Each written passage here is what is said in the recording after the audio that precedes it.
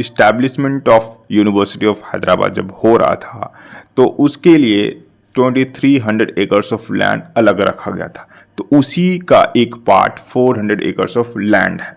और फाइनली 2006 के अंदर गवर्नमेंट फिर से इस पे अपना हक जमाना स्टार्ट कर देती है और यहीं से लीगल बैटल जो है स्टार्ट हो जाता है। वहाँ पे जो फ्लोरा फौना है वो डिस्टर्ब होगा।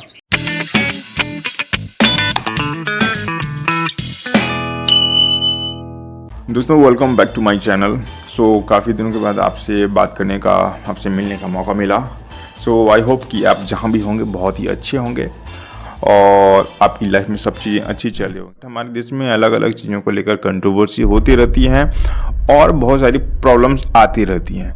जैसा कि अगर हम अभी 2-3 एग्जाम्पल के थ्रू अभी समझने की कोशिश करें तो पहला आता है वक्फ अमेंडमेंट बिल 2024। इसको लेकर देश के अंदर एक प्रोटेस्ट हो रहा है कि भाई जो मुस्लिम्स हैं उनके जो राइट्स हैं वो कंट्रोल करने की जो गवर्नमेंट, सेंट्रल गवर्नमेंट की कोशिश है, उनका अपोजिशन का ये एक इस बात को लेकर प्रोटेस्ट है। दूसरी जो प्रोटेस्ट देखने को मिलता है वो स्टेट ऑफ बिहार के अंदर बुद्धिस्ट जो कम्युनिटी के लोग होते हैं, बोध गया के अंदर ये देखा जा रहा है कि जो बुद्धिस्ट लोग हैं उनका ये कहना कि जो नॉन बुद्धिस्ट हैं वो पूरा का पूरा बोध गया टेम्पल के मैनेजमेंट के ऊपर कंट्रोल कर लिए हैं। तो उनका इस बात को लेकर भी कंट्रोवर्सी होता है या प्रोटेस्ट होता है। तीसरा जो कंट्रोवर्सी या प्रोटेस्ट देखने को मिलता है यूनिवर्सिटी ऑफ हैदराबाद के अंदर उसमें 400 एकर्स ऑफ लैंड को लेकर कि जो तेलंगाना गवर्नमेंट है उसको इनक्रॉच कर रही है, तो इसको लेकर प्रोटेस्ट होती है। तो मैं डिटेल में आपको 400 एकर्स ऑफ लैंड जो है इसके बारे में बात करूंगा, आपको बताऊंगा कि रीजन क्या है और ये भी जानने की कोशिश करेंगे कि इसको कैसे निपटा जा सकता है और जो एलिगेशंस हैं जो तेलंगाना गवर्नमेंट के ऊपर लग रही हैं उसको भी जानने की कोशिश करेंगे। पहले आपको ये मैं बता दूं, जो 400 एकर्स ऑफ फॉरेस्टेड लैंड है वो ओरिजिनली 2300 एकर्स ऑफ जो लैंड था उसका हिस्सा था। मतलब establishment of university of Hyderabad जब हो रहा था तो उसके लिए 2300 एकर्स ऑफ लैंड अलग रखा गया था। तो उसी का एक पार्ट 400 एकर्स ऑफ लैंड है। अब बात ये, वैसे तो 400 एकर्स ऑफ लैंड जो था इसका जो टाइटल, इसका जो ट्रांसफ़र ऑफ टाइटल वो यूनिवर्सिटी को नहीं मिला था। 2003 के अंदर जब आंध्र प्रदेश डिवाइडेड नहीं था उस टाइम में 2003 के अंदर गवर्नमेंट ऑफ आंध्र प्रदेश इस 400 एकर्स ऑफ लैंड को ट्रांसफ़र करती है कि स्पोर्ट्स मैनेजमेंट कंपनी को। बट जो स्पोर्ट्स मैनेजमेंट कंपनी है उस लैंड को यूज नहीं कर पाती है और फाइनली 2006 के अंदर गवर्नमेंट फिर से इस पे अपना हक जमाना स्टार्ट कर देती है और यहीं से लीगल बैटल जो है स्टार्ट हो जाता है। मई 2024 की अगर हम बात करें तो एससी सुप्रीम कोर्ट ने बोला कि जो ऑनरशिप इस लैंड का है वो पूरा का पूरा तेलंगाना गवर्नमेंट को जाता है।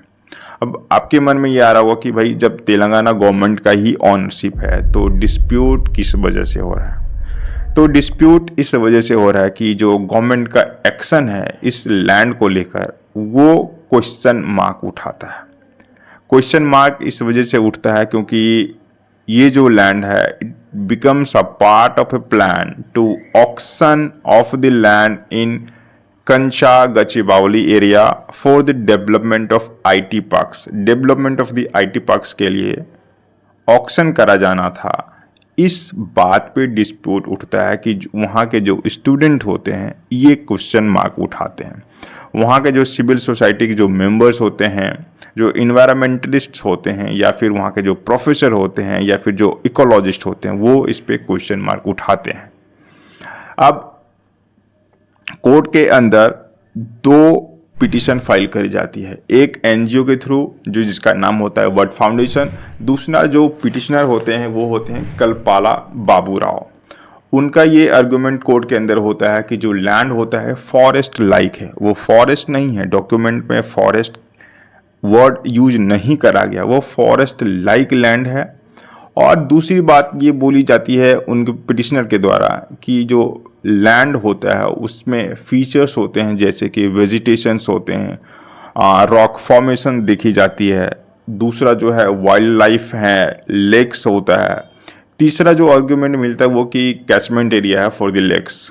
तो दैट इज़ वाई ये फॉरेस्ट लाइक लैंड है, फॉरेस्ट डॉक्यूमेंट पे नहीं है। दैट इज़ वाई उनका आर्गुमेंट है कि ये जो सुप्रीम कोर्ट का दो जो रूल्स होता है उसका वायलेशन है।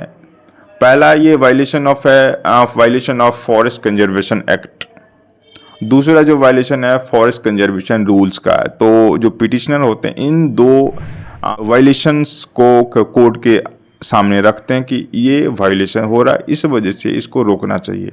तो इस पे गवर्नमेंट रिप्लाई ये करती है कि कभी भी ये जो लैंड होता है फॉरेस्ट लैंड नहीं था, और ये प्राइवेट स्पोर्ट्स मैनेजमेंट कंपनी को 2003 में दे दिया गया था, और ये हमेशा से इंडस्ट्रियल पर्पस के लिए इसको अलग रखा गया था। और यही रीजन है कि ये जो लैंड है पूरा का पूरा इंडस्ट्रियल लैंड है, जंगल नहीं है। अब इन्वायरमेंटलिस्ट हों, सिविल सोसाइटी मेंबर्स हों या इकोलॉजिस्ट हों या स्टूडेंट हों, ये डिमांड करते हैं कि इस पे जो ऑक्शन करने की जो बात करी गई है, इस लैंड को ऑक्शन करने से मना करना ही उनका जो मेन उद्देश्य है, मेन एम है जो भी प्रोटेस्ट कर रहे हैं। इसको नहीं चाहते कि वो ऑक्शन करके किसी प्राइवेट फर्म्स को दे दिया जाए या फिर वहाँ पे आईटी पार्क से बनाया जाए, क्योंकि इसके वजह से वहाँ जो वेजिटेशन है, वहाँ पे जो फ्लोरा फौना है वो डिस्टर्ब होगा। इन सब रीजंस की वजह से यूनिवर्सिटी ऑफ हैदराबाद के अंदर प्रोटेस्ट हो रहा है। यूनिवर्सिटी लैंड को इंक्रोचमेंट करने से रोकने का एक ही तरीका है, इस पूरे लैंड को यूनिवर्सिटी के नाम पे कर दिया जाए, तो फाइनली जो इंक्रोचमेंट हो रही है वो रुक जाएगी। डिस्प्यूट को लेकर अगर हम बात करें, वैसे तो हाई कोर्ट ने इस पे स्टे ऑर्डर लगा दिया है, तो आगे देखने वाली बात है कि इस चीज़ पे आगे किस तरीके से इससे नतीजे बाद में आते हैं, ये देखने वाली बात है। बट ये है कि जब यूनिवर्सिटी के आसपास के लैंड है, जब 2300 एकर्स ऑफ यूनिवर्सिटी के लिए अलग रखा गया था, तो आज आईटी पार्क्स के लिए इन सब चीज़ के लिए देना सही है या गलत, इस पे आप कमेंट सेक्शन में बताएं। और आप ये भी बताओ क्या ये सही एक्शन है जब स्टूडेंट्स को हमेशा पीटा जाता है। चाहे बीपीएससी के प्रोटेस्ट में भी आपने देखा होगा कि बच्चों को बहुत ही गलत तरीके से पीटा जा रहा था। स्टूडेंट्स प्रोटेस्ट जहाँ भी करते हैं उनको बहुत बेरहमी से पीटा जाता है। तो उनके राइट्स और फिर जो इस तरह के कॉन्स्टिट्यूशन में प्रोविज़न है उनके ऊपर कभी कोई बात नहीं करता है। तो आप कमेंट में बताइए क्या इस पर बातचीत होनी चाहिए या नहीं। अगर आपको ये वीडियो पसंद आए तो लाइक करना, कमेंट करना, शेयर करना।